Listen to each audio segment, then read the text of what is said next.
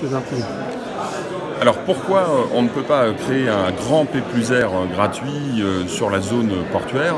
Tout simplement parce que dans le cadre de notre PDU aujourd'hui, on pose la question de disposer de zones logistiques qui puissent faire l'interface entre le transport fluvial, le transport ferroviaire, le transport par camion, le transport routier, et qui nous permettent d'avoir des zones de logistique un peu en dehors du cœur d'agglo, pour ensuite avoir la possibilité de desservir le cœur d'agglo par des véhicules propres, voire éventuellement par des vélos pour les livraisons de proximité.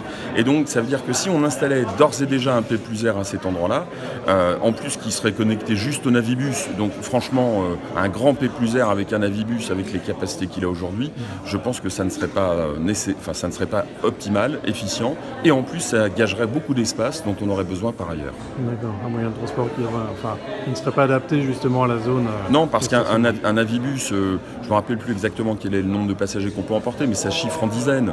Un tram qui vient chercher des passagers, c'est plusieurs centaines de passagers. Donc évidemment, on voit bien que le P+R il est installé là où on a le plus gros débit, c'est-à-dire là où on a le tram qui permet de transporter le plus de monde. Et les bus qui passent par ce secteur-là? Pour l'instant, c'est pas suffisant en termes de desserte. On va y réfléchir. On a dit en lançant cette révision du PDU qu'on allait développer aussi une traversée nord-sud de l'île de Nantes. Et donc, à un moment ou à un autre, on se posera la question de savoir où on doit mettre un P+R.